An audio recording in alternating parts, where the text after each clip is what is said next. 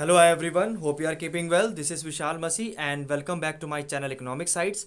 और आज हम पढ़ने वाले हैं chapter number 23 that is some mathematical tools used in the economics. Though it is not very important for the exam purpose but it is very very important for the concept based. और मैं आपको ये बता दूं, बहुत से ऐसे बच्चे होते हैं जो आफ्टर 12th क्लास या ग्रेजुएशन में भी जो उनके बेसिक कंसेप्ट हैं ग्राफ्स के या इकोनॉमिक्स के, जो ग्राफ्स कैसे हम बेसिकली पढ़ते हैं वो ही नहीं पता होता. बेसिकली ग्राफ्स ही नहीं पता होते कि ग्राफ्स को देख के उन्हें यही नहीं पता होता कि वो एक्चुअली वो पिक्चर क्या है या वो बोल क्या रहा है बेसिकली, ठीक है, या डाटा शो क्या कर रहा है. तो this is very very this chapter is going to be very interesting for them and please do watch the till last so that everything is clear. And उससे पहले समझाने से पहले आपको मैं बता दूं कि अगर इसकी प्रीवियस वीडियो आप देखना चाहते हो तो मैंने पूरा class 11th ISC economics cover कर दिया है, तो उसका जिसका लिंक मैं डिस्क्रिप्शन बॉक्स और चैट बॉक्स दोनों में दे दूंगा. अगर आपको नोट्स चाहिए तो मैं टाइम टू टाइम नोट्स भी भेजता रहता हूँ अपने टेलीग्राम चैनल पे, उसका लिंक भी मैं इसके डिस्क्रिप्शन बॉक्स में मिल जाएगा आपको. इवन मेरे इंस्टाग्राम का भी लिंक मिल जाएगा अगर आप मुझसे कनेक्ट करना चाहते हैं. तो चलिए विदाउट वेस्टिंग द टाइम हम स्टार्ट करते हैं chapter number 23 that is some mathematical tools used in economics. तो सबसे पहले हम स्टार्ट करते हैं इंट्रोडक्शन में. देखिए इंट्रोडक्शन इसमें साफ साफ ये लिखा है कि इकोनॉमिक्स में क्या होता है, बहुत सारे ऐसी चीज़ें होती हैं जिसे आप नंबर्स में शो करते हो या जिसे आप क्वांटिटेटिव टर्म्स में शो करते हो. जैसा कौन ऐसे टर्म्स हुए, जैसे प्राइस हो गया आपका, आउटपुट हो गया आपका, प्रोडक्शन हो गया, प्रोडक्टिविटी हो गया, कॉस्ट ऑफ प्रोडक्शन हो गया, नेशनल इनकम हो गया, है ना. ये आपके नंबर्स में शो होते हैं, ठीक है. अब ये नंबर्स में शो होते हैं और दूसरी बात है ये आपस में रिलेटेड होते हैं. अब जैसे मान लीजिए जैसे प्राइस है वो रिलेटेड होता है आपकी डिमांड से, प्राइस आपका आउटपुट से भी रिलेटेड होता है, प्राइस आपका प्रोडक्शन से भी रिलेटेड होता है, ठीक है. जो कॉस्ट ऑफ प्रोडक्शन है वो उसके आपके आउटपुट से रिलेटेड होता है. तो ऐसे बहुत सारे टर्म्स हैं या वेरिएबल्स हैं जो इकोनॉमिक्स में आपस में रिलेटेड होते हैं और उनकी एक पर्टिकुलर रिलेशनशिप होती है. अब वो एक रिलेशनशिप को आपको समझना पड़ेगा. अगर आप being a student of economics आपको वो चीज़ें समझनी पड़ेंगी कि एक का बढ़ने या कम होने का रिलेशन दूसरे पे क्या पड़ेगा, या बेसिकली अगर एक फैक्टर जो वेरिएबल या एक बेसिकली इकोनॉमिक वेरिएबल में कुछ चेंज आता है तो दूसरे वेरिएबल में कितना हद तक या और कितना चेंज आ सकता है. तो ये चीज़ें आपको बहुत पता होनी चाहिए, तभी आप कोई बेसिकली कोई कंक्लूजन ड्रॉ कर सकते हैं. अगर इंडिया में जितने बड़े बड़े इकोनॉमिस्ट है अगर उन्हें यही नहीं पता कि बेसिकली दो वेरिएबल्स में क्या रिलेशनशिप है या रिलेशनशिप है या नहीं है, तो बेसिकली जो पॉलिसीज ली जाती हैं हमारी कंट्री में वो भी बहुत गलत पॉलिसीज ली जाएंगी फिर. तो आप ये सोच सकते हैं आपको ये चैप्टर कितना आपके लिए इंपॉर्टेंट है ऐसा जर्नल अवेयरनेस के लिए भी, ठीक है.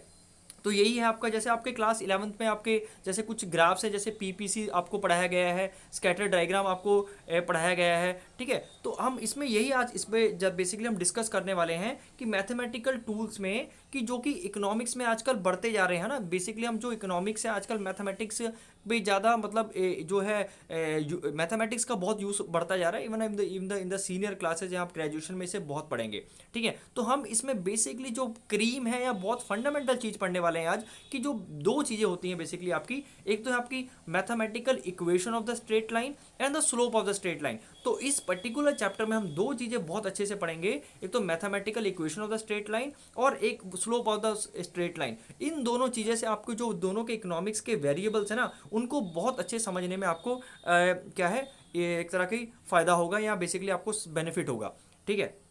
अब सबसे पहले हम स्टार्ट करते हैं. जो सबसे पहले हम इंट्रोडक्शन हमने कवर कर लिया, उसको ज़्यादा आप डीपली ना पढ़िएगा, मैंने ऑलरेडी जितना मैंने बता दिया दैट्स मोर देन इनफ. तो अब नेक्स्ट इंपॉर्टेंट आपका जो कंसेप्ट है that is functions and equation of the line. तो ये 2 मार्क्स की आपकी डेफिनेशन के लिए आ सकता है कि डिफाइन फंक्शन या डिफाइन द इक्वेशन. तो सबसे पहले आपको मैं इक्वेशन से शुरू करता हूं ताकि आपको फंक्शन फिर इजीली समझ में आ जाएगा. देखिए इक्वेशन ऑफ द लाइन होती क्या है, चलिए आपको मैं एक एग्जांपल से समझाता हूं. मान लीजिए एक capital Y equal to x+2 है, ये इक्वेशन है. आपने 6th क्लास में भी पढ़ा होगा, आपने 7th क्लास में भी पढ़ा होगा. तो ये तो पूरी इक्वेशन हो गई. अब इस पूरी इक्वेशन में अब दो वेरिएबल्स क्या है, एक तो x वेरिएबल है आपका, ये x वेरिएबल है, और एक y वेरिएबल है. देखिए मैं फिर से समझा रहा हूँ आपको, कंसेप्ट समझा रहा हूँ, ठीक है. आपको एक एक टर्म से एक एक चीज़ें समझा रहा हूँ कि बेसिकली ये इसे इक्वेशन बोलते हैं, ठीक है. इसमें ये दोनों आपके वेरिएबल्स हैं x और y, ये आपका कांस्टेंट टर्म है, और इन दोनों में जो रिलेशनशिप है, जो बेसिकली रिलेशनशिप है उसे बोलते हैं फंक्शन. क्लियर हुआ मेरी बात. ये आपकी पूरी इक्वेशन हो गई, x और y आपके वेरिएबल्स हो गए, ये आपका कांस्टेंट हो गया, और जो इनमें बेसिकली रिलेशनशिप क्या है वो हम पढ़ेंगे दैट इज द फंक्शन. अब आप रिलेशनशिप कैसे डिराइव करते हैं, देखो रिलेशनशिप कैसे पता लगती है. अब मान लीजिए y इक्वल टू x+2 है, हम एक इक्वेशन ले लेते हैं. y equal to x plus two है। बहुत सिंपल इक्वेशन है जिसमें x और y आपके वेरिएबल्स है, 2 आपका कांस्टेंट है। अब देखिए फंक्शन का कहने का मतलब क्या है कि आपको जो y है ना किसका फंक्शन है, x का। यहाँ पे y किसका फंक्शन है, x का। क्यों? क्योंकि जो y की जितनी भी वैल्यूज होंगी वो किस पे डिपेंड करेंगी, आपके x पे। अब मान लीजिए आपका x क्या है, 0 है, तो y की वैल्यू आपकी 2 आ जाएगी, है ना। फिर x की वैल्यू अगर आप 1 रख देंगे तो y की वैल्यू 3 आ जाएगी, है ना। ये तो आपको समझ में आ ही रहा होगा। यहाँ पर अगर 0 पुट करेंगे तो y simply y equal to आ जाएगा, और जब y equal to x equal to 1 put करेंगे तो y की वैल्यू आपकी कितनी आ जाएगी, 3 आ जाएगी। जब x की वैल्यू आप 2 पुट करेंगे तो y की वैल्यू कितनी आ जाएगी, 4 आ जाएगी। तो आप जैसे जैसे देख रहे हैं कि x की वैल्यू जब आप चेंज कर रहे हैं तो y की वैल्यू भी चेंज हो रही है। तो ये इसका बेसिकली रिलेशनशिप है, ठीक है। तो यहाँ पे क्या बोलेंगे कि y is a function of x। क्यों? क्योंकि y डिपेंड करता है आपके x पे, x की वैल्यूज पे। तो यहाँ पे भी लिखा भी होगा, देखिए देख लीजिए कि यहाँ पे आपको समझाया भी होगा। ये देखिए जो आपका आपका जो सेपरेट है, मतलब जो y है, जो y है यहाँ पे y क्या होगा, आपका डिपेंडेंट वेरिएबल है। y क्या है, आपका डिपेंडेंट वेरिएबल है। जो आपका इस साइड है ना, ये आपका क्या है basically, that is a left hand side. तो जो लेफ्ट साइड पे आपका क्या है, डिपेंडेंट, बिकॉज ये किस पे डिपेंड करता है, आपके x पे। वहीं x क्या है, आपका इंडिपेंडेंट वेरिएबल है। और जो फंक्शन है आपका, बेसिकली जो फंक्शन है वो क्या शो कर रहा है, फंक्शन रिलेशनशिप शो कर रहा है। तो इसको यहाँ कहने का मतलब है कि जो इसमें बेसिकली किस इसे फॉर्म में हमने इस फॉर्म में इसे डिनोट कर दिया, तो बेसिकली y इक्वल टू क्या हो गया हमारा, x प्लस टू हो गया, ठीक है। तो ये भी एक तरह का फंक्शन ही है ना, एक तरह का बेसिकली फंक्शन रिलेशनशिप है। तो इसको हम इस वे में भी शो कर सकते हैं। बेसिकली ये आपकी कैसे, तो जर्नल इक्वेशन है। y equal to f x एक जर्नल इक्वेशन है, जो आपके y किसी भी टर्म्स में हो सकता है। जैसे ये मान लीजिए 2x भी हो सकता है, y equal to x plus two भी हो सकता है, y equal to x minus two भी हो सकता है। तो ये हमें इसे जर्नली फॉर्म में, इन सब चीज़ों को हम जर्नल फॉर्म में डिनोट करते हैं, जिसे बोलते हैं जर्नल इक्वेशन। तो y equal to f x एक जर्नल इक्वेशन होती है, ठीक है। y equal to f x एक जर्नल इक्वेशन होती है, जिसमें y क्या होता है आपका, क्या होता है, y क्या होता है आपका फंक्शन होता है किसका, x का। मींस y किस पे डिपेंडेंट है, आपके x पे। तो ये चीज़ें आपको क्लियर होंगे, हो जाएंगी। अब I hope it is very very clear so far. चलिए ठीक है, अब आ जाइए हम सीधा एक एग्जाम्पल से स्टार्ट करते हैं, ठीक है। इन्होंने सबसे पहले फंक्शन ले रखा है, देखो कंजप्शन फंक्शन। ये पूरा 6 मार्क्स का क्वेश्चन आता है क्लास 12th में, ठीक है, जिसे आप बहुत डीपली पढ़ने वाले हैं। खैर हम यहाँ पे सिर्फ हम ग्राफ की बात करने वाले हैं और इसके स्लोप की बात करने वाले हैं, ठीक है। अब इसका कहने का मतलब क्या है कि आपका जो कंजप्शन है वो किस पे डिपेंड करता है, आपके वाई पे। वाई क्या होती है, इनकम। देखिए वाई को कैसे डिनोट किया जाता है, वाई को आपकी इनकम से डिनोट किया जाता है, मतलब इनकम को वाई से डिनोट किया जाता है हमारी इकोनॉमिक्स में। और C stands for consumption, T stand for consumption, जो हम लोग और आप लोग करते हैं, ठीक है। हर देश में हर इंसान कंजप्शन करता है। तो इसका कहने का मतलब क्या है, आपका कंजप्शन किस पे डिपेंड करता है, आपका कंजप्शन डिपेंड करता है आपकी इनकम पे। तो आपका कंजप्शन किसका फंक्शन हो गया, वाई का, ठीक है, या इनकम का बेसिकली। बिकॉज इसमें सी क्या है आपका, आपका क्या है डिपेंडेंट वेरिएबल है, और y क्या है आपका इंडिपेंडेंट वेरिएबल है। क्योंकि आपका जो c की जितनी भी वैल्यूज होंगी वो किस पे डिपेंड करेंगी, आपकी इनकम पे डिपेंड करेंगी, आपकी y पे डिपेंड करेंगी। तो ये हमारा क्या होगा, कंजप्शन फंक्शन, है ना। ये आपका हो गया कंजप्शन फंक्शन, ठीक है। ऐसे ही एक दूसरा फंक्शन ले लीजिए, ये आपका हो गया आउटपुट फंक्शन। मतलब आपका आउटपुट और नंबर ऑफ वर्कर्स, मतलब आपके नंबर ऑफ वर्कर्स पे डिपेंड करता है कि आपके जो बेसिकली कुछ भी प्रोड्यूस कर रहे हैं। यहाँ पे शर्ट्स प्रोड्यूस कर रहे हैं, यहाँ पे इन्होंने शर्ट का एग्जांपल लिया है, या कोई भी आप कमोडिटी ले सकते हैं। तो आपका O equal to f n, O equal to f n हो गया। इसका मतलब है आपका जो आउटपुट है वो किसका फंक्शन है, आप कह सकते हो, या किस पे डिपेंड करता है, आपका N पे डिपेंड करता है। N क्या आपका number of workers employed in the company. तो अगर ये number of the workers high हो जाएंगे तो आउटपुट भी हाई हो जाएगा, अगर ये लो होगा तो ये भी लो हो जाएगा। ऐसी सेम वे हमारा जो कंजप्शन फंक्शन है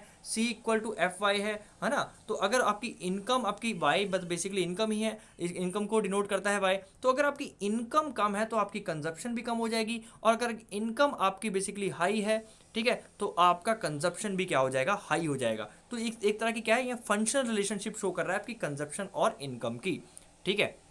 चलिए अब आपको समझ में आ गया होगा चीज़ें क्लियर, ठीक है।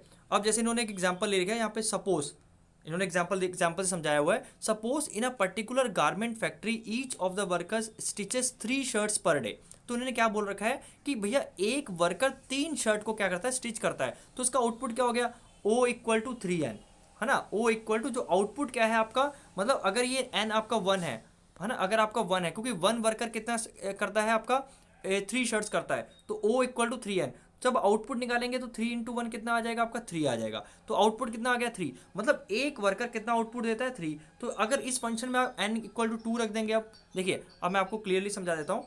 ओ इक्वल टू 3n। अब यहाँ पे क्या करेंगे आप, n की वैल्यू क्या रखेंगे, 2 रखेंगे। तो जब आप n की वैल्यू यहाँ पे 2 रखेंगे तो 3 इंटू 2 कितना हो गया, आउटपुट इक्वल टू 3 2 6। तो मतलब अगर 2 लेबर यूज कर रहे हैं तो उसका आउटपुट कितना है, 6।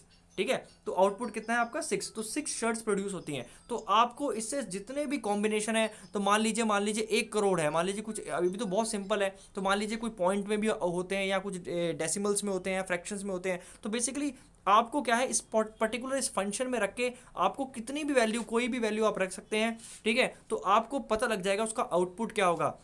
तो यहाँ काम आता है हमारा ये फंक्शन। क्लियर हो गया आपको चीज़ें? ठीक है, चलिए, तो जैसे मैंने फॉर एग्जांपल अगर आप यहाँ 1 पुट करते हैं तो आपका n कितना, आपका o कितना आएगा, आपका 3 आएगा, है ना। अगर आप मतलब नंबर ऑफ वर्कर्स अगर 2 कर देते हैं तो o कितना आएगा, आपका 6 आएगा। फिर जब अगर नंबर ऑफ वर्कर आप 3 रख देते हैं तो o कितना आएगा, अगर 9 आएगा आपका। तो आप देख रहे हैं जैसे जैसे आप इसको इंक्रीज कर रहे हैं ये भी बढ़ता जा रहा है। तो ये तरीका क्या शो कर रहा है आपको, फंक्शन रिलेशनशिप शो कर रहा है आपके आउटपुट और नंबर ऑफ वर्कर्स को। ठीक है, I hope I am very very clear so far. अब आ जाइए भैया नेक्स्ट पॉइंट पे, that is a functional form equation of the straight line. कि equation of the functional form तो आपको समझ में आ गया कि बेसिकली रिलेशनशिप क्या है आपके 2 वेरिएबल्स की उस फंक्शन में या पर्टिकुलर उस इक्वेशन में। अब यहाँ पर आएंगे जो equation of the straight line है वो कैसे डराइव करते हैं, या equation of the straight line basically find कैसे करते हैं। ठीक है, तो आप यहाँ पर देख रहे हैं कि ये एक स्ट्रेट लाइन है, ये बिल्कुल स्ट्रेट लाइन है। अब आपकी ग्राफ में स्ट्रेट लाइन देखिए कब कैसे बनती है, ये पता होना चाहिए आपको। ये तब बनती है कि मान लीजिए यहाँ पे देखो कांस्टेंट रिलेशनशिप है। यहाँ पे देखो कांस्टेंट रिलेशनशिप कहने का क्या मतलब है कि देखिए आपने यहाँ पे जब एक यूनिट से इसको इंक्रीज किया, आपने जब इसे 1 यूनिट से इंक्रीज किया तो क्या हुआ, तो आपने जब इसे 1 यूनिट से इंक्रीज किया, देखिए जब आपने 1 से 2 में किया तो यहाँ से कितना है, 3 से 6 में हो गया। फिर जब आपने 2 से 3 में किया तो 6 से 9 में हो गया। मतलब जब इसका एक एक यूनिट आप ऐड करते जा रहे हैं तो इसके उसके कांस्टेंट रूप से बढ़ रहा है। यहाँ पे 3 बढ़ा, यहाँ पे भी 3, अब 3 3। तो ये उस केस में हमारी क्या हर समय लाइन क्या बनेगी, स्ट्रेट बनेगी, या उसे क्या बोलते हैं, स्ट्रेट लाइन बोलते हैं। तो जो स्ट्रेट लाइन होती है वो क्या हमें शो करती है, कांस्टेंट रिलेशनशिप शो करती है। कांस्टेंट रिलेशनशिप मतलब होता है कि एक इसकी पर्टिकुलर फिक्स वैल्यू जब इसके बढ़ाते हो तो उसी के कुछ प्रपोर्शन में आपका यहाँ एक पर्टिकुलर प्रपोर्शन में क्या होता है, ये वाई भी बढ़ता है। देखिए यहाँ पर एक से आप इंक्रीज कर रहे हो, है ना, एक लेबर से आपने इंक्रीज किया, यहाँ पे 3 4, तो यहाँ पे 3 3 का डिफरेंस आ रहा है। 3 जब एक लेबर है तो यहाँ पे 3 शर्ट है, जब 2 लेबर हो रहा है तो 6 हो जा रही है, जब 3 लेबर हो रहा है तो क्या हो जा रही है, बेसिकली 9 हो जा रही है। तो क्या हो रहा है, एक कांस्टेंट रिलेशनशिप चल रहा है। मतलब ये भी एक कांस्टेंट रेट से बढ़ रहा है, ये भी एक कांस्टेंट रेट से बढ़ रहा है। यहाँ क्या डिफरेंस है, 1 का डिफरेंस है, यहाँ कितने का डिफरेंस है आपका, 3 3 का डिफरेंस है। ठीक है, तो 4 पे डेफिनेटली कितना होगा, 12 आएगा। 5 पे कितना होगा आपका, 15 आएगा। तो I hope now I am very very clear. ठीक है, क्लियर, अब आपको चीजें समझ में आ गई होंगी। तो देखिए यहाँ पे लिखा भी है function whose graph is straight line is called the linear function. तो जिसमें ग्राफ में जो लाइन स्ट्रेट होती है, जहाँ स्ट्रेट लाइन से शो किया जाता है उसका क्या होता है, उसे लीनियर फंक्शन बोला जाता है। सो उसे क्या बोला जाता है, लीनियर फंक्शन बोला जाता है। क्लियर हुई मेरी बात? ठीक है, और in case of non linear जो आपका change in the dependent variable in response to the change in independent variable is different, है ना, उसमें एक अलग मतलब जो दोनों में चेंजेस होंगे अलग अलग आएंगे। फॉर एग्जांपल यहाँ पर कहने का मतलब है ये तो एक से इंक्रीज कर रहा है, लेकिन यहाँ पे 3 से इंक्रीज नहीं करेगा। यहाँ पे कोई मतलब ये पहला 4 है तो वहाँ 7 हो जाएगा, फिर सीधा 15 हो जाएगा। तो यहाँ पे एक कांस्टेंट रेट नहीं मिलेगा आपको। तो जो लीनियर होता है उसमें क्या होता है, कांस्टेंट रेट मिलती है। मतलब आप अगर पर्टिकुलर इसे एक से बढ़ा रहे हैं या पर्टिकुलर सेम वैल्यू से यहाँ पे इंक्रीज कर रहे हैं एक्स को, तो कुछ ऐसी ही पर्टिकुलर वैल्यू से वाई भी इंक्रीज करेगा। जैसे यहाँ 3 से इंक्रीज कर रहा है तो वो हमारा होता है हमारा लीनियर फंक्शन। और नॉन लीनियर फंक्शन क्या होता है, मान लीजिए यहाँ तो आप एक से इंक्रीज कर रहे हैं, लेकिन ये पहले 3 से बढ़ा, फिर ये 10 से बढ़ गया, फिर ये 15 से बढ़ गया। तो यहाँ पे एक तरह का आपको कांस्टेंट रेट देखने को नहीं मिलेगी। ठीक है, तो ये आपकी डिफरेंस होती है आपकी लीनियर और आपकी नॉन लीनियर में। आई hope I am very very clear with linear and non linear function. ठीक है, और आप ध्यान रखना जो लीनियर फंक्शन है उसकी लाइन हर समय क्या बनती है, स्ट्रेट लाइन। और वही हम लीनियर फंक्शन को यहाँ पे डिस्कस करने वाले हैं, हम नॉन लीनियर को डिस्कस नहीं करेंगे। चलिए ठीक है, अब एक एग्जांपल और देखा, ये बहुत बहुत इंपॉर्टेंट है। That is example 2, the functional relationship between the house hold income and the consumption expenditure shown by the following equation. अब इन्होंने मैंने क्या बोला था, जो कंजप्शन क्या होता है वो इनकम पे डिपेंड करती है आपकी, है ना। तो इन्होंने कंजप्शन फंक्शन दे रखा है कि जो आपका कंजप्शन है वो किस पे डिपेंड कर रहा है, आपके ₹1000 प्लस। अब मैं आपको एक एक चीज पॉइंट क्लियर करता हूँ कि ये है क्या। ठीक है, 1000 रुपीज क्या है, इसमें 0.8 क्या है और वाई क्या है। देखिए सिंपल सी बात है, वाई तो आपकी इनकम है, वाई क्या है हमारी, क्या है, इनकम है। वाई इक्वल टू हमारी क्या है, इनकम है। अब आपकी ये 1000 क्या है, ये 1000 बेटा इसे ऑटोनॉमस कंजप्शन बोलते हैं, इसे 12th में और अच्छे से पढ़ेंगे आप, समझ लेंगे। ऑटोनॉमस कंजप्शन का मतलब होता है कि मतलब अगर आपकी इनकम जीरो भी होगी तो आप कम से कम 1000 रुपये तो खर्च करेंगे ही करेंगे। अब मेरी बात ऐसे समझिए, अभी आप कोई नहीं कमा रहा है आप में से, मुझे नहीं लगता कि जो वीडियो देख रहा होगा और जो 11th क्लास का बच्चा जो वीडियो देख रहा होगा, शायद ही कोई बच्चा ऐसा हो जो पैसा कमाता हो इस समय, लेकिन आपके खर्चे बहुत ज़्यादा हैं, इवन आपके खर्चे आपके फैमिली मेम्बर से ज़्यादा है। तो आप बिना इनकम आपकी जब ज़ीरो है, इनकम आपकी जब ज़ीरो है लेकिन आपका कंजप्शन तो बहुत है ना, तो वो आपकी ये पर्टिकुलर कंडीशन बताता है कि आपका जो 1000 रुपीज़ क्या है, आपका ऑटोनॉमस कंजप्शन है। इसका मतलब है even if your income is zero, तब भी क्या हो गया, आपका कोई ना कोई कंजप्शन होगा। अब ये क्या है आपका 0.8 क्या है फिर, देखिए वाई तो आपकी इनकम हो गई जो आप पैसा कमा रहे हैं, ठीक है। तो अगर आपकी वाई आपकी इनकम जीरो है तब भी आपका देखो, जब जब वाई इंटू जीरो 8.0 हो जाएगा तो ये पूरा ही जीरो हो जाएगा, तो 1000 आपका ऑटोनॉमस कंजप्शन आ जाएगा। मतलब भले आप कमाए ना कमाए, आपको कुछ खाना तो पड़ेगा ही ना, सर्वाइव तभी तो करेंगे। वैसा तो है नहीं कि आप कमा नहीं रहे तो आप खाना ही नहीं खाएंगे, तो वो कंजप्शन ही तो है बेसिकली आपका। तो 1000 आपका वो शो कर रहा है जो आपके सर्वाइवल के लिए चाहिए बेसिकली। अब आपका भैया ये क्या शो कर रहा है 0.8, बेटा 0.8 आपका शो कर रहा है मार्जिनल प्रोपेंसिटी टू कंज्यूम, मतलब आपकी टेंडेंसी क्या है खर्च करने की। मान लीजिए आपकी, देखिए टोटल आप मान लीजिए 1 रुपया कमाया, तो अगर आपने बोला कि मेरी 0.8 टेंडेंसी है, तो कहने का मतलब क्या है आपकी 0.2 इसमें आप सेव कर ले रहे हैं। 1 रुपये में आप 20 पैसे सेव कर ले रहे हैं, 80 पैसे को खर्च कर दे रहे हैं। तो 80 पैसा जब अपनी 80 पैसे का मतलब है आपकी इंटेंसिटी क्या आई 0.8, तो 0.8 आपकी क्या है खर्च करने की टेंडेंसी है, जो कि आपकी किस पे निकालते हैं, इनकम पे निकालेंगे। मान लीजिए आपकी 0.8 है, आपकी 2000, आपकी 2000 इनकम है, तो जब अगर आप इस इंटेंसिटी से आप मल्टीप्लाई कर देंगे तो आपका ₹1600 आएगा। तो कहने का मतलब है कि जब आपकी ₹2000 होती है तो उसमें 0.8% आप कह सकते हैं, एक तरह का परसेंटेज कह लीजिए या उसकी कैपेसिटी कह लीजिए, कि आप 0.8% बेसिकली दैट इज 1600 आप जो है अपने कंजप्शन पे स्पेंड कर देते हैं, और ₹400 वो जो बचा है वो आपकी सेविंग हो जाती है। अब आपको अच्छे से समझ में आ गया होगा कि ये सी कंजप्शन स्टैंड कैसे कर क्या होता क्या है।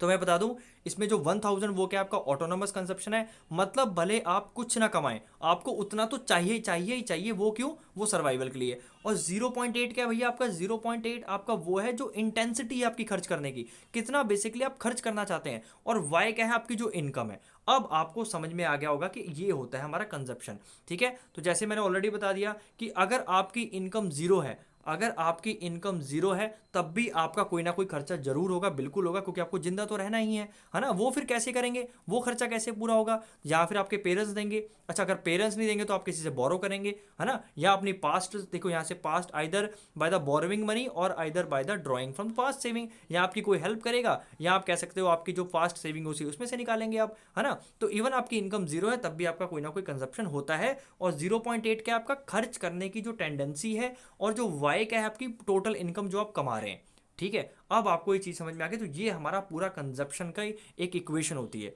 ठीक है। अब इसको हम ग्राफिकली शो करते हैं, देखिए बहुत ध्यान से देखिएगा, ग्राफिकली शो करते हैं। तो सबसे पहले हम क्या करेंगे, इसको क्या करेंगे, यहाँ पे जीरो रख देंगे।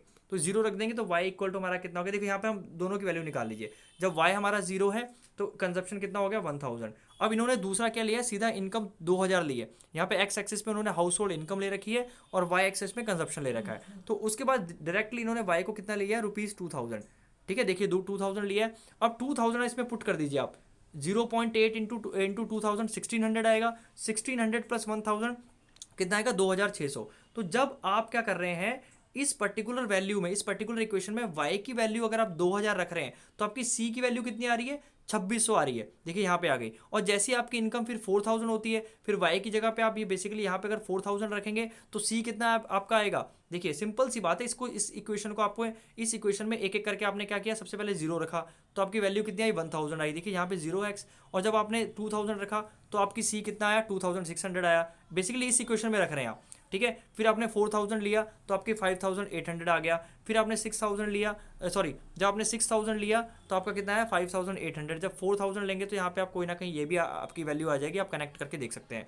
और जैसे आप 8000 आप अर्न करेंगे तो आपका कंजप्शन कितना है 7400। देखिए आपकी इनकम तो 8000 है, लेकिन आप खर्च कितना कर रहे हैं 7400, तो बचे 600 रुपये कहाँ जा रहे हैं, वो सेविंग हो रही है आपकी। ऐसी जैसे 6000 है यहाँ पे, तो 6000 में आप कितना है आपका 5880 कम आप क्या करें खर्च करें, तो बचे 200 रुपये आप सेव कर दे रहे हैं, क्योंकि आपकी इंटेंसिटी सिर्फ 0.8 की है ना, बाकी जो 0.2 क्या कर रहे हैं, आप क्या कर रहे हैं, वो सेव कर दे रहे हैं, इसलिए इसमें वेरिएशन आ रहा है, इसलिए इसमें क्या आ रहा है, वेरिएशन आ रहा है। देखिए यहाँ 8000, यहाँ आपके 5200 तो बचे 200, वो सेविंग है। 8000, 7600 बचे 600, वो सेविंग है आपकी। 4000 में देखिए, अगर 4000 में इन्होंने कनेक्ट नहीं कर रखा, हम 2000 ले लेते हैं। अगर आप 2000 कमा रहे हैं, अगर आप 2000 अर्न कर रहे हैं, तो यहाँ 2600 आप स्पेंड कर रहे हैं, ठीक है। क्यों? क्योंकि यहाँ पे आपके खर्चे ज़्यादा हैं। देखिए 1000 रुपीज़ तो आपको चाहिए चाहिए, तो अगर आपकी इनकम कम है तो आपके खर्चे ज़्यादा हो रहे हैं, तो यहाँ पे करेंगे आप 600 रुपये क्या करेंगे, आप लोन लेंगे। इस पर्टिकुलर सिचुएशन में आप देखिए इनकम तो 2000 है, लेकिन आपका क्या है, बेसिकली 2600 आपका खर्चा है, तो यहाँ आपकी सेविंग नहीं होगी, बल्कि आपको यहाँ लोन लेना पड़ेगा। और इस पॉइंट पे आपकी बेसिकली देखिए कम है इनसे, तो यहाँ आपकी सेविंग होने लग जाएगी। So I hope I am very very clear with this. अब देखिए, अब इस पर्टिकुलर इक्वेशन को आप क्या कर सकते हैं, एक जर्नल इक्वेशन में कर सकते हैं। तो बेसिकली ये पूरी इक्वेशन को एक जर्नल फॉर्म दे रखी है। जैसे मैंने आपको बताया था कि y equal to f x है ना, तो इसकी जैसे मैंने ये y equal to x plus two थी, तो बेसिकली इसको हमने क्या किया कि इसकी जर्नल इक्वेशन थी। वैसे ही ये पर्टिकुलर इक्वेशन की ये क्या है, आपकी एक जर्नल इक्वेशन है। तो आप इस पर्टिकुलर ग्राफ को इस लाइन में शो कर सकते हैं, जिसमें a क्या आपका 1000 होगा, बी क्या होगा आपका 0.8 होगा, और एक्स क्या होगा, आपकी इनकम होगी। देखिए एक्स आपकी इनकम पे ही शो किया गया है, एक्स का एक्सिस पे इनकम ही शो की गई है। तो I hope I am very very clear, ठीक है। तो आई होप इसमें आप जो वैल्यूज रख के आपने क्या किया, पहले वाई की वैल्यू 0 रखना, तो आपकी कंजप्शन की कितना आएगा, 1000 आएगा, ठीक है। फिर आपका क्या करोगे आप, फिर आप 4000 रखना, तो उसका कोई कंजप्शन की अपने आप आपकी यहाँ पे जब 4000 रखोगे तो उसकी कोई वैल्यू आ जाएगी, ठीक है। फिर आप जब 6000 रखोगे तो 5800 आएगा, जब 8000 रखोगे तो 7400 आएगा। इस पर्टिकुलर यहाँ पे आपको लोन लेना पड़ेगा, और यहाँ पे आपकी सेविंग हो रही है, ठीक है। I hope I am very very clear so far. चलिए अब आ जाइए, थर्ड को एग्जाम्पल दे रखा है, दैट इज अ सिंपल। देखिए ऐसे सेम टू सेम ऐसे ही क्वेश्चन आ सकते हैं कि explain the simple linear relationship between the two variables in the relation by x equal to y. अब एक बात ध्यान रखिए, जब भी आपका x y के बराबर हो जाता है, मतलब x y के बराबर है, आपका जो x इंटरसेप्ट है y के बराबर है, उसकी जो लाइन 101% आपकी जीरो ओरिजिन से जाएगी, और वो स्ट्रेट लाइन होगी, अपवर्ड स्लोपिंग होगी, मतलब जीरो से होते हुए वो ऊपर जाएगी, स्ट्रेट लाइन। ध्यान रखना, ये इसका स्लोप होता है, आपने पढ़ा भी होगा मैथ्स में, और इसका ये जो वैल्यू होती है 45 डिग्री होती है, तो 1045 इक्वल टू 1, तो इसका स्लोप 1 माना जाता है। इस लाइन का स्लोप क्या है, 1 माना जाता है, ठीक है। मैं फिर से बता रहा हूँ, जो लाइन ओरिजिन से स्ट्रेटली अपवर्ड जाती है ना, और उसका लाइन एंगल 45 डिग्री बनता है, तो वो क्या होता है, y इक्वल टू एक्स होता है। देखिए इसका मतलब क्या है, इसका मतलब ये होता है कि जितना चेंज ये है, मान लीजिए 10% है, तो ये भी आपका 10% होगा। फिर मान लीजिए ये 20% है, तो ये भी आपका 20% होगा। बेसिकली आपकी जो x और y बिल्कुल बराबर होता है, तभी इसका जो x और y को जब आप डिवाइड करेंगे तो 1 आ जाएगा, और 1 इस लाइन का स्लोप होता है। I hope I am very very clear, ठीक है। या आप 1045 की वैल्यू लीजिए, 1045 आपका 1 होता है, तो वैसे भी स्लोप निकाल सकते हैं आप, ठीक है। 1045 आपने मैथ्स में पढ़ा होगा, 1045 डिग्री इक्वल टू 1, या आप इन दोनों को डिवाइड कर दीजिए, y ओवर एक्स है ना, y ओवर एक्स को डिवाइड करेंगे तब भी क्या आपका आएगा, 1 ही आएगा, ठीक है। क्लियर हुआ? या इसका कहने का मतलब क्या होता है, इस कहने का मतलब है कि जितना प्रोपोर्शन इनकम में चेंज आ रहा है ना, उतना ही प्रोपोर्शन आपके कंजप्शन में चेंज आ रहा है। मान लीजिए इस पॉइंट को कनेक्ट कर देते हैं हम, तो ये कितना डिफरेंस है, 10%, तो ये भी कितना डिफरेंस है, 10%, ये कितना है आपका 20%, इतना, तो उतना भी यहाँ भी 20% ही आएगा। तो बेसिकली आपके जो चेंजेस भी आ रहे हैं वो भी सेम है, basically x equal to y आपका वो सेम है, ठीक है। इसलिए आपकी लाइन जो है आपकी वो ओरिजिन से होते होते स्ट्रेट अपवर्ड लाइन बनेगी, और उसका एंगल कितना बनेगा, 45 डिग्री का एंगल बनेगा। तो I hope I am very very clear with this. अब आ जाइए, that is a next example दे रखा है आपको, एक होता है डाउनवर्ड स्लोपिंग का। ये हमारा क्या है, डाउनवर्ड स्लोपिंग। डाउनवर्ड स्लोपिंग में क्या होता है कि आपका बेसिकली देखो, डाउनवर्ड स्लोपिंग मैंने पहले ही बताया था कब होता है, कि जब आपका एक चीज़ बढ़ती है तो दूसरी चीज़ क्या होती है, कम हो जाती है, या अगर यहाँ ये कम होती है तो ये चीज़ बढ़ जाती है। देखो मैं आपको ज्वाइन करके बताता हूँ, देखिए आप ऐसे देखिए इसको, आप इस पर्टिकुलर पॉइंट पे ज्वाइन कर दीजिए। अगर ये प्राइस है तो ये क्वांटिटी है, अब इसका जब प्राइस फॉल हो गया, मतलब P1 पे पहुंच गया, प्राइस फॉल हो गया, तो उसकी क्वांटिटी क्या हो, इंक्रीज हो गई, ठीक है। क्वांटिटी क्या है, इंक्रीज हो गई, तो Q1 हो गई। तो बेसिकली जब आपका एक चीज़ बढ़ने से दूसरी चीज़, एक चीज़ कम होने से दूसरी चीज़ बढ़ती है, तो उसका 101% जो ग्राफ डाउनवर्ड स्लोपिंग होगा। तो कभी भी आपको जब ग्राफ देखने को मिलेगा ना, अब देखो आपको चीज़ें समझ में आ रही होंगी, तो कभी भी आपको कोई इकोनॉमिक्स वेरिएबल उन्होंने बता रहा है कि भैया इनकम और कंजप्शन है, और आपको ये ले, तो आप यहाँ से साफ साफ देखेंगे कि भैया वो जितना कमा रहा है उतना खर्च कर दे रहा है, यहाँ पे कोई सेविंग उसकी है ही नहीं। अगर मान लीजिए यहाँ पे 10 इनकम है, उसकी 10 ही कंजप्शन है, फिर 20 रुपये उसने कमाया, 20 रुपये खर्च कर दिया। तो यहाँ पे अगर आपको कोई ऐसे बताए कि भैया कोई पर्सन एक्स है, उसका कंजप्शन और इनकम का हम आपको ग्राफ बता रहे हैं कि y x equal to y है, तो आप क्या समझेंगे कि भैया वो सेविंग ही नहीं कर रहा, वो जो कमा रहा है वो खर्च कर दे रहा है, तभी तो बराबर हो रही है यहाँ पे इनकम और कंजप्शन। मतलब जो आपने कमाया वो आपने खर्च कर दिया, है ना, यही तो डिफरेंस था इसका। ठीक है, लेकिन देखिए यहाँ पे कुछ वेरिएशन थे, यहाँ पर आपको कुछ लोन भी लेना लेना पड़ रहा था। और देखिए यहाँ पे इसलिए यहाँ जीरो से नहीं गई लाइन, इसलिए लाइन यहाँ से ऊपर से गई है, समझ रहे हैं। तो अगर ये लाइन ओरिजिन से गई होती, अगर ये लाइन ओरिजिन से गई होती ना बेटा, स्ट्रेट लाइन अपवर्ड लाइन, तो इसका मतलब है यहाँ पे कोई सेविंग होती नहीं। देखो यहाँ सेविंग दिख रही है आपको, इस पे भी सेविंग दिख रही है, और यहाँ पे तो लोन लेना पड़ रहा है आपको। इस पर्टिकुलर में 2000 इनकम है, 2600 आपको खर्च करना पड़ रहा है, तो यहाँ आप लोन से पूरा करेंगे। तो इसका स्लोप देखिए, स्लोप देखिए, स्लोप आपका जीरो से शुरू नहीं हुआ, स्लोप आपका ऊपर से शुरू हुआ है। अब आपको चीज़ें समझ में आ रही होंगी, ठीक है। लेकिन यहाँ देखिए आप, अगर जब आपका कंजप्शन मतलब जितना आप कमा रहे हैं उतना खर्च करते रहे, तो 100% उसका लाइन जो है जीरो से शुरू होगी। तो अगर किसी पर्सन का, किसी कंट्री का बोल दिए कि उन्होंने आपका स्लोप दे दिया कि आपका वाई इक्वल टू एक्स है, या इस पर्टिकुलर स्लोप में उनका एक दे दिया कि ये उनकी इनकम है, ये उनकी कंजप्शन है, तो आप सीधा बोलेंगे कि सर इस कंट्री में कोई भी लोग सेव नहीं करते, जो कमाते खर्च कर देते हैं। अच्छा, ये ग्राफ क्या है? इस ग्राफ का मतलब होता है आपका इन्वर्स रिलेशनशिप शो करता है। मतलब अगर आपकी एक चीज़ कम हो रही है तो दूसरी चीज़ बढ़ेगी, अगर दूसरी चीज़ एक चीज़ कम बढ़ रही है तो दूसरी चीज़ कम होगी। देख लीजिए, साफ साफ देख लीजिए यहाँ पे, मान लीजिए प्राइस पहले इतना था, है ना, और तो डिमांड सिर्फ आपकी इतनी थी, और जैसी प्राइस यहाँ पे पहुँचा कम हो गया, डिमांड आपकी ये पहुँच गई, है ना। और ऐसे ही उल्टा भी हो सकता है, मान लीजिए पहले प्राइस इतना था तो डिमांड इतनी थी, पहले प्राइस इतना था डिमांड इतनी थी, अब जब प्राइस इतना हो गया तो डिमांड कम हो गई, तो जब प्राइस बढ़ गया तो डिमांड कम हो गई, और जब ये प्राइस कम होगा तो डिमांड बढ़ जाएगी आपकी, है ना। तो जो आपकी अपोजिट रिलेशनशिप शो करते हैं, तो इसका मतलब है वो हर समय डाउनवर्ड स्लोपिंग होगी। तो ऐसे कोई भी आपको दो इकोनॉमिक वेरिएबल दिए हों, भले इनकम और सेविंग हो, भले इनकम और कंजप्शन हो, भले आउटपुट और इनपुट हो, तो आप क्या बोलेंगे सर कि एक के बढ़ने से दूसरा कम हो रहा है, इसका ये मतलब है दोनों में क्या है, इनवर्स रिलेशनशिप है। अब आपको ग्राफ समझ में आ रहे होंगे, आई hope it is very very clear.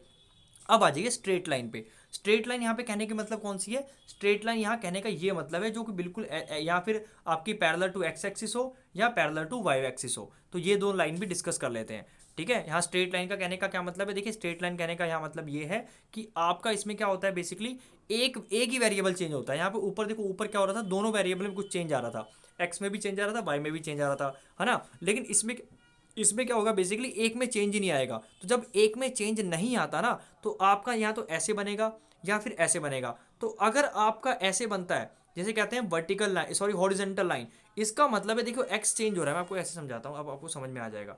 देखिए, इसमें दो चीज़ें होती हैं, एक तो आपका या ऐसे हो या ग्राफ आपका ऐसे हो, ठीक है। ये दो चीज़ें कंडीशन हो सकती है। मैं पहले आपको कंडीशन समझा देता हूँ। देखिए, पहली में क्या आपका ये है, इसका कहने का मतलब है आपका बेटा कि ये है आपकी हॉरिजॉन्टल लाइन। देखिए, जो वाई है वो क्या चेंज हो रही है? कोई चेंज हो रही। मान लीजिए यहाँ पर क्या मान लेते हैं हम, ये आपके एक्स एक्सिस है, यहाँ पर हम कंजप्शन मान लेते हैं, यहाँ पर हम इनकम मान लेते हैं, ये इसकी इनकम है। तो अब क्या कहने का मतलब है कि इनकम बढ़ रही है उसकी या कम हो रही है, या वो आगे चले जाए या पीछे चला जाए, आपकी जो कंजप्शन है वो सेम है। मान लीजिए 10 यूनिट्स है, यहाँ पे कोई 10 यूनिट्स वो कंज्यूम कर रहा है, तो वो 10 की 10 ही रहेगी। भले आपकी इनकम ये है, ये है, ये है, ये है, जितनी भी हो, भले इनकम आपकी बढ़ती जाए, आपकी कंजप्शन सेम ही रहेगी, इस पर्टिकुलर पोजीशन पे ही रहेगी। तो ये इसका मतलब क्या होता है आपकी हॉरिजॉन्टल लाइन का। तो इसका स्लोप क्या होगा? ऑब्वियसली बात है। देखो, स्लोप क्या होता है, स्लोप का पहले फॉर्मूला देख लो, delta Y over delta X, या इसे बोलते हैं change in X over change in Y. तो अब इसमें देखिए साफ साफ, क्या इसमें कुछ चेंज आ रहा है? आपकी वाई में कुछ चेंज आ रहा है क्या? नहीं चेंज आ रहा ना, तो ये जीरो हो जाएगा। और एक्स एक्सिस में कोई चेंज आ रहा है, मान लो जो 10% से चेंज आ रहा है, तो कितना हो गया? इसका आंसर जीरो। तो इस लाइन का स्लोप क्या होता है? जीरो होता है बेटा, ध्यान रखना। क्यों जीरो होता है? क्योंकि हमारा स्लोप ऑफ द लाइन का फॉर्मूला होता है delta Y over delta x, ये बात ध्यान रखना, ठीक है। और यहाँ पे देखो, इस पर्टिकुलर पोजीशन में आपका जो वाई है, जो वाई एक्सिस है, वो चेंज नहीं होगा, सिर्फ एक्स एक्सिस ही चेंज होगा। तो ये ऊपर वाला जीरो हो जाएगा और नीचे वाला आपका सेम टू सेम कुछ भी नंबर्स में रहेगा बेसिकली। तो आपका ओवरऑल आंसर क्या आ जाएगा? जीरो आ जाएगा, ठीक है। अब यही बात करें हम, ये लास्ट में देखिए, वो मैंने ऑलरेडी आपको समझा दिया। देखो कि ये स्लोप होता है आपका vertical change, that is change over change, that is delta Y over delta x, ठीक है। और यहाँ change in Y over change in x basically, ठीक है। तो आप देख सकते हैं, इसको एक एग्जांपल से भी समझा रखा था। और एक ऊपर एग्जांपल आपने देखा था ना, जब आपका 1 लेबर था तो आपका आउटपुट कितना था? 3 था।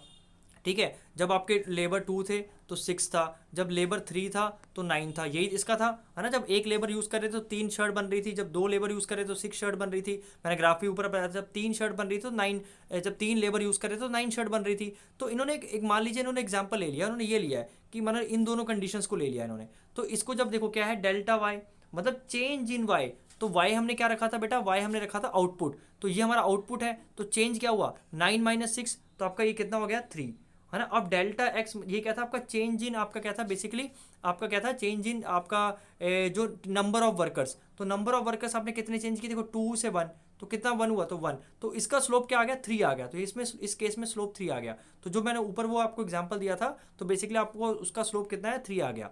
ठीक है, I hope now I am very very clear clear. लेकिन हम यहाँ बात किसकी कर रहे हैं, यहाँ बात कर रहे हैं हम दो लाइंस की, that is a straight line, एक वर्टिकल लाइन और हॉरिजॉन्टल लाइन। अब ये तो हॉरिजॉन्टल लाइन मैंने ऑलरेडी बता दिया आपको, हॉरिजॉन्टल लाइन कौन सी आपकी, ये है बेटा। तो इसका स्लोप हर समय 0 होता है, मैंने बता दिया, क्योंकि ये तो आपका चेंज ही नहीं हो रहा। तो डेल्टा वाई क्या हो जाएगा 0 हो जाएगा, और डेल्टा एक्स आपका सेम टू सेम रहेगा। अब यही बात करें हम ये वाली आपकी स्लोप ऑफ वर्टिकल लाइन की, स्लोप ऑफ वर्टिकल लाइन होती है आपकी ये लाइन। तो इसमें आपका देखो वाई चेंज हो रहा है, ये हमारा वाई एक्सिस है ना, वाई एक्स आपका सेम टू सेम ही है। तो अगर आप फॉर्मूला देखिए delta Y over delta X, मतलब change over change in Y over change, तो एक्स में कुछ चेंज आ रहा है, वहीं की वहीं लाइन खड़ी है, तो ये आपका 0 है। और चेंज इन वाई है वो मान लीजिए 10% भी है। तो जब भी नीचे आपका 0 आता है तो मैथ्स में क्या होता है, वो नॉट डिफाइन होता है या इनफाइनाइट होता है। तो देखिए यहाँ पे लिखा भी है कि इसका जो स्लोप है वो क्या होगा, वो अनडिफाइंड होगा। तो ध्यान रखना बहुत बहुत इंपॉर्टेंट है। तो ये क्वेश्चन आ सकता है आपका कि explain the slope of straight line. तो सबसे पहले आप स्लोप का फॉर्मूला लिख देंगे कि भैया delta Y over delta x होता है, और इस केस में जब ये हॉरिजॉन्टल होगी तो इसका स्लोप 0 होगा, और जब इस केस में होगा जब वर्टिकल होगी तो इसका स्लोप क्या होगा आपका नॉट डिफाइन होगा, या आप कह सकते हो इनफाइनाइट होगा। तो समझ में आ गया, ये फॉर्मूला आपको ध्यान में रखना है। तो बेसिकली ये 2 मार्क्स का आया था, what is the formula for the slope of line. तो आप लिखोगे चेंज ओवर वाई या delta Y over delta x. ठीक है, अब आपको चीज़ समझ में आ गई होगी। ये हमारा क्या एक्स अगर वाई के बराबर है, इसका मतलब है आपका जितना एक्स है उतना ही वाई है, मतलब ये 10% तो ये भी 10% है, अगर 20% है, और इसका स्लोप हर समय किसके बराबर होता है 1 के बराबर होता है।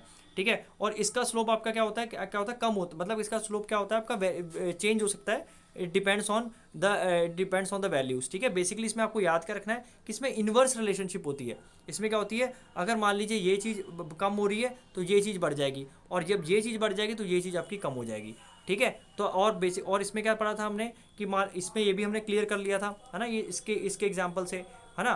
क्योंकि अगर देखिए यहाँ लाइन इसमें से शुरू हुई है ऊपर से, है ना, यहाँ पे ओरिजिन से शुरू नहीं हुई, तो मतलब यहाँ पे कुछ ना कुछ वेरिएशन आपको देखने को मिला। देखिए यहाँ पे मैंने जैसे बताया था, यहाँ पे क्या था आपका, यहाँ पे आपकी सेविंग हो रही थी, और यहाँ पे आपको बेसिकली इस पॉइंट पे आपको लोन लेना पड़ रहा था, क्योंकि आपकी इनकम सिर्फ 2000 रुपये थी। ठीक है, तो अब आपको चीज़ें समझ में आई होंगी, I hope it is very very clear to you.